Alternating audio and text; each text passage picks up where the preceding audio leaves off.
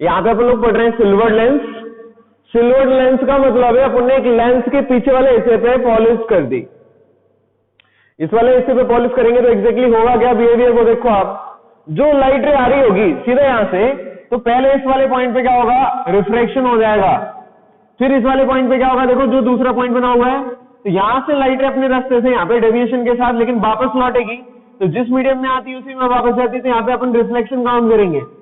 फिर यहाँ पे देखो आपका क्या हो रहा है, तो लेंस वाले मीडियम से बाहर निकल रही है, एक मीडियम से दूसरे में जा रही है, तो अपन यहाँ पे क्या नाम देंगे इसका, रिफ्रैक्शन। तो जो भी सिल्वर्ड लेंस की स्टेज होती है उसमें लाइट रे पहले रिफ्लेक्शन करती है, फिर रिफ्लेक्शन करती है और फिर रिफ्रैक्शन करती है। तो यानी कि ये हमारे पास दो लेंस के कॉम्बिनेशन की तरह बिहेव करेगा, जिसमें एक प्लेन मिरर या जिसमें एक मिरर भी आता है, वो प्लेन नहीं है, कर्व मिरर है, और इसका इफेक्टिव बिहेवियर एक मिरर की तरह काम करेगा। क्यों? क्योंकि लाइट रे जा रही है और वापस लौट के आ रही है।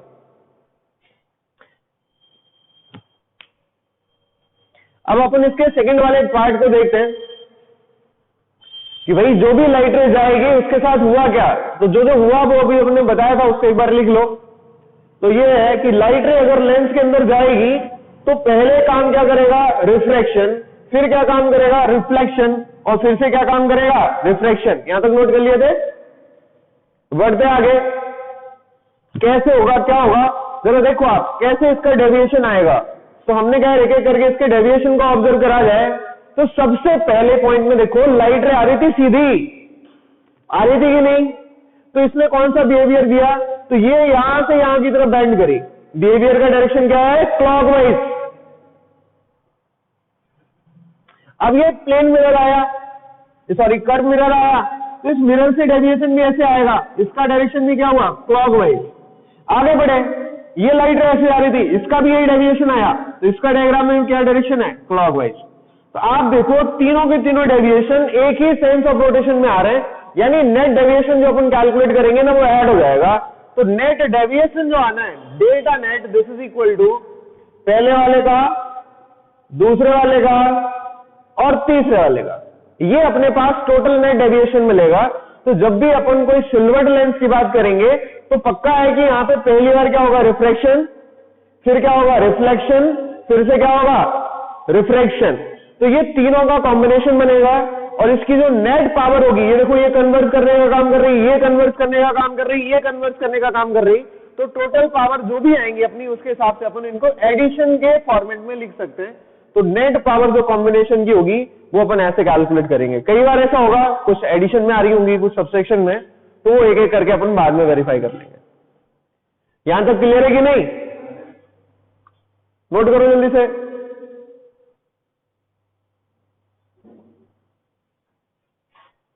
कर रही थी, उसकी बात की बात हो रही थी, तो अपन ने इसको समझने के लिए क्या किया भाई, कॉम्बिनेशन तो यही था, इसकी पीछे लेयर पे हमने पॉलिश कर दी, तो इसको अपन क्या करते हैं, एग्जैक्टली पॉलिश वाली सरफेस के पहले से कट मार देते हैं। तो अपने पास ये लेंस रह जाता है, एक तो ये वाला, और ये जो बचा हुआ पार्ट रहता है ये पतला से रह गया, ये मिरर का काम करता है। इसलिए अपन ने इनको सेपरेट किया।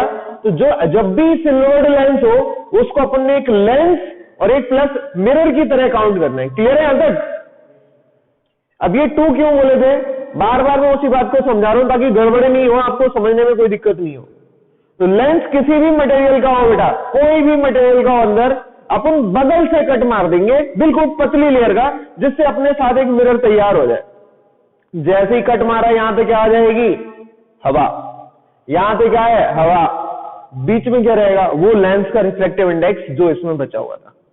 ये जरूर मेंशन करना, जब भी सिल्वर्ड हो आप इसको काट दो तो बस जस्ट पहले कट मारना है, जिससे क्या होगा, ये वाला पार्ट जो उससे टचिंग वाला था एक पूरा मिरर तैयार कर दे और रिमेनिंग पार्ट एक लेंस तैयार कर दे, और इसको अपन स्पेस में या हवा में रखा हुआ मान ले। क्लियर है बात, समझ में आ रही कि नहीं? क्योंकि अगर यहां पे कोई दिक्कत हो तो अभी तो पूछ लो, फिर प्रॉब्लम शुरू हो जाएंगी। क्लियर? और जो नेट पावर होगी वो अपन टोटल कॉम्बिनेशन के लिए निकालेंगे। आप बोलोगे है तो 2 ही, एक लेंस है और एक मिरर, तो 3 क्यों जोड़ रहे हैं? तो आप देखो ये 3 नहीं है बेटा, ये एक एक करके मैं डिफाइन कर रहा हूं। जो P1 है ना अपने पास, पहले डेविएशन की वजह से आई, ये एक लेंस की वजह से आ रही, तो इसको मैंने लिखा this is the power of lens. जो P2 है ना, वो सेकंड वाले डेविएशन के चक्कर में लिख रहा हूं जो कि यहां से हुआ है, ये एक मिरर की वजह से आई है, तो this is the power of.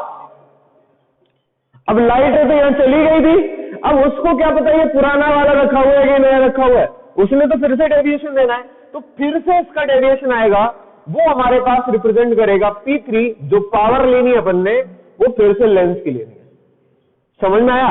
इसलिए एक ही लेंस का यूज अपन यहां पे 2 बार रिफ्रैक्शन के लिए कर रहे हैं, इसलिए कॉम्बिनेशन ऑफ 2 लेंस लिया और एक मिरर। समझ में आ रही बात की नहीं? नोट करो यहां तक। एक बार फिर से रिपीट करता हूं आपको, जब भी अपन को कॉम्बिनेशन के लिए फोकल लेंथ निकालनी है तो सबसे पहले स्टेप में अपन क्या करते हैं, कैलकुलेट करते हैं focal length of lens. Clear है?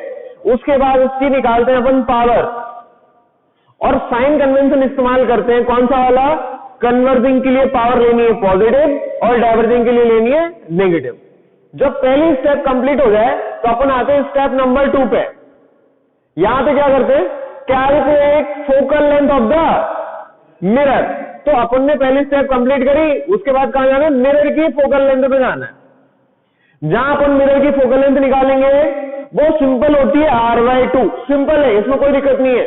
बट साइन कन्वेंशन यहां पे लाइटरी के हिसाब से मत लगा देना, यहां पर हम फिर से लगाएंगे। पावर कैलकुलेट करना चाहते हैं यूजिंग साइन कन्वेंशन, क्या? फॉर कन्वर्जिंग के लिए लेनी है अपन ने पावर पॉजिटिव और डाइवर्जिंग के लिए लेनी है पावर नेगेटिव। फोकल लेंथ के अकॉर्डिंग यहां पे अपन पावर डिसाइड नहीं करेंगे। क्लियर है? फिर आएंगे अपन स्टेप 3 पे, क्या? कैलकुलेट करेंगे नेट फोकल लेंथ। ये 3rd स्टेप की बात है।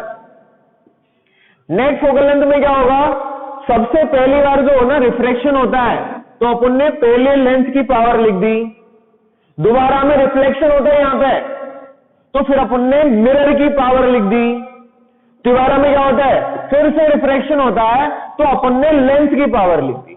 इन तीनों को ऐड करेंगे, जो तीनों ऐड करने पे रिजल्ट आ जाए, कोई भी आ जाए, R/4, R/10 प्लस आया माइनस है वो बाद में देखेंगे, पहले रिजल्ट कैलकुलेट करेंगे, जो नेट वैल्यू आ जाए उसकी P नेट लिखते हैं अपन 1/F नेट। ये कॉम्बिनेशन की फोकल लेंथ देगा आपको।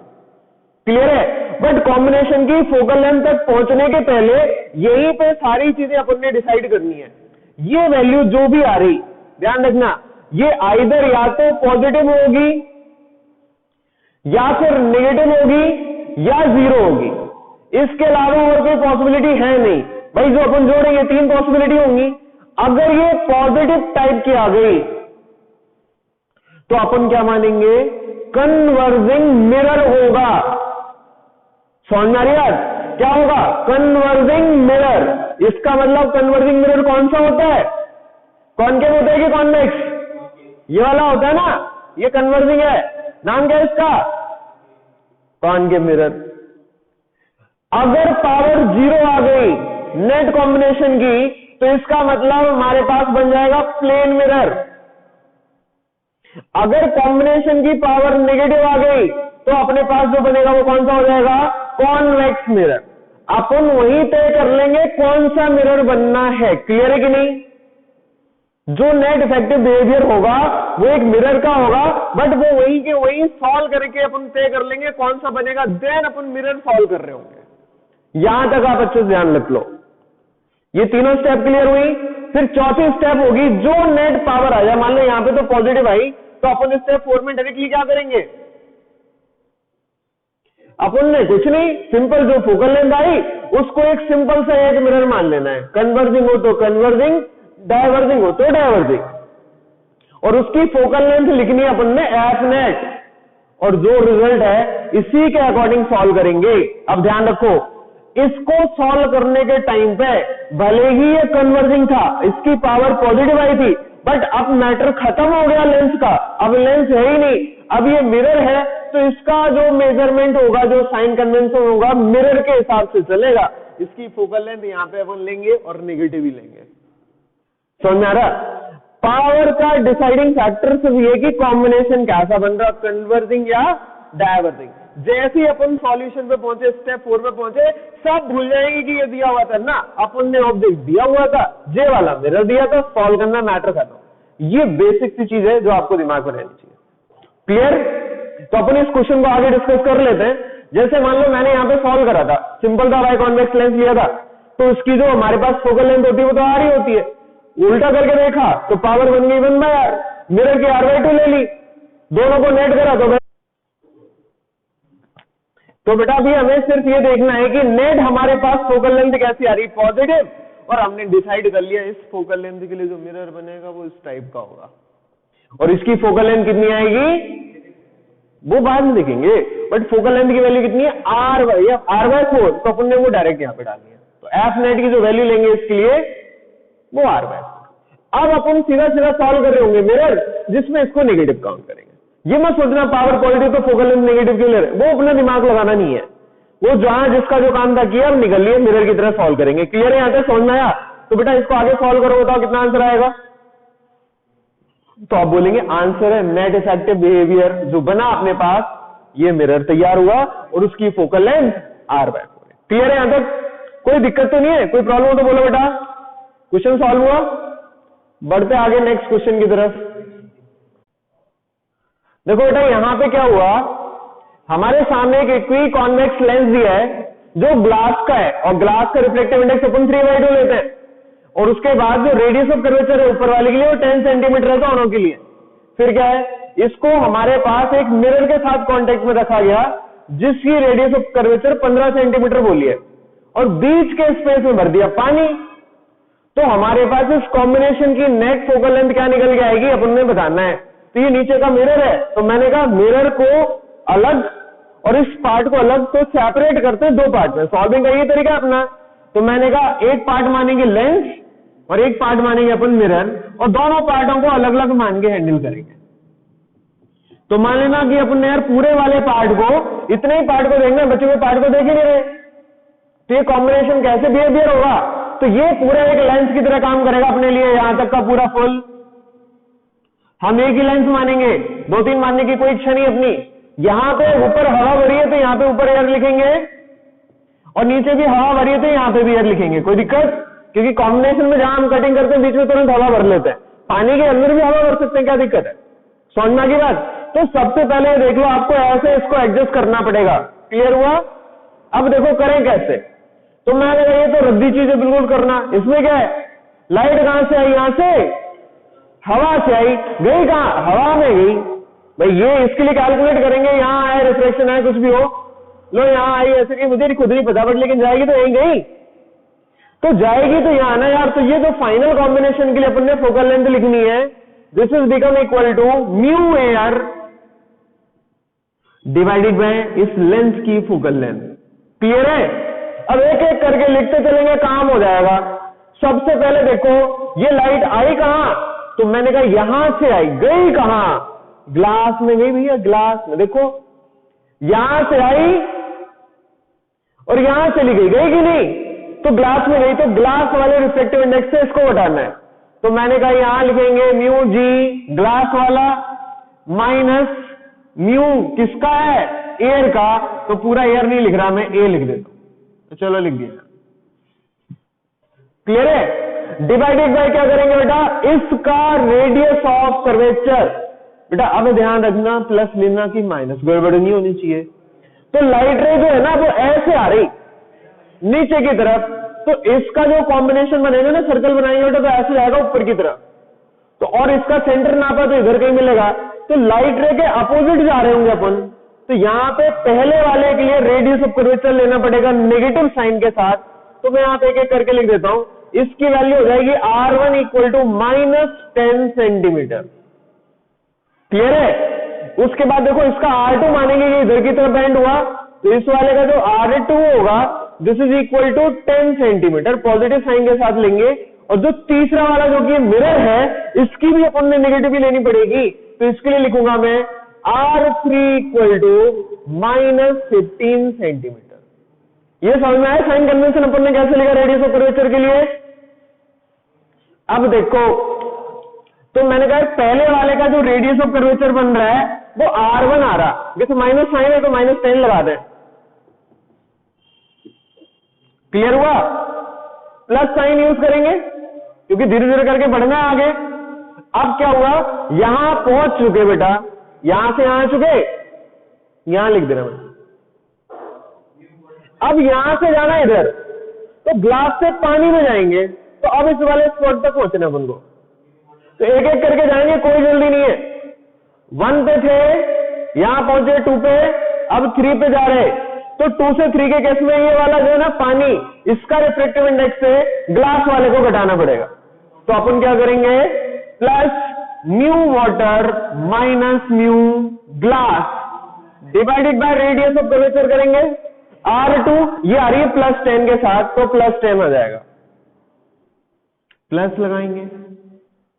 आगे बढ़ना है अपन ने, तीसरे वाले पॉइंट से कहां जाना, चौथे वाले में। चौथा वाला पॉइंट कहां है, यहां तो हवा भरी है, अपन ने हवा मानी है ना, काट पीट के अलग कर दिया था लेंस को ग्लास के साथ या पानी के साथ, यहां पे निकाल दिया था मिरर के हिसाब से, तो यहां हवा हो गई, तो अब हवा से इसको घटाएंगे, यानी क्या होगा, mu air minus mu water divided by जो भी रेडियस ऑफ कर्वेचर R3 दिया हो, दिस इज -15। क्लियर है, यहां तक नोट हुआ। अब मैं सारी वैल्यू डाल देता हूं क्योंकि बाकी जगह नहीं अपने पास। ग्लास की होती है बेटा 3/2,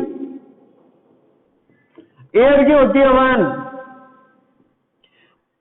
वाटर की होती है 4/3, ग्लास की होती है 3/2, ये एयर की होती है 1 और ये होती है 4/3। सॉल्व करके बताओ जल्दी से,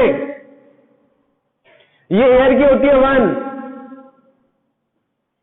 जल्दी सॉल्व करके बताओ टोटल वैल्यू कितनी आ रही।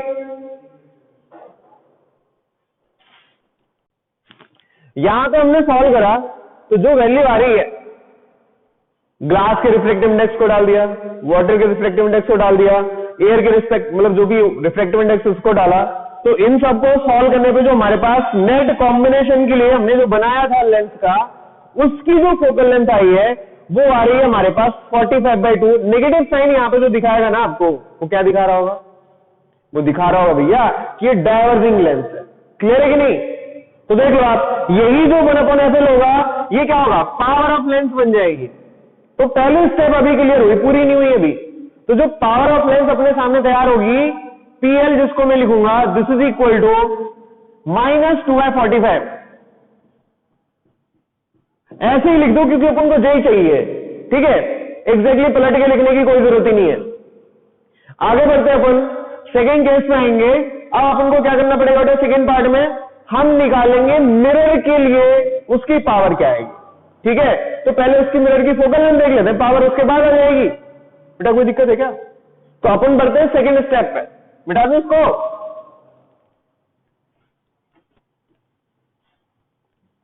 यहां पहली स्टेप ही घटे ने बस, बाकी तो सब आसान है क्योंकि कॉम्बिनेशन इकट्ठा कर लिया ना अपन ने। तो अब देखो आप, अगर मैं बोलूं यार लेंस के लिए फोकल लेंथ देखी जाए, तो वो तो R/2 होती है यार, होती है कि नहीं होती।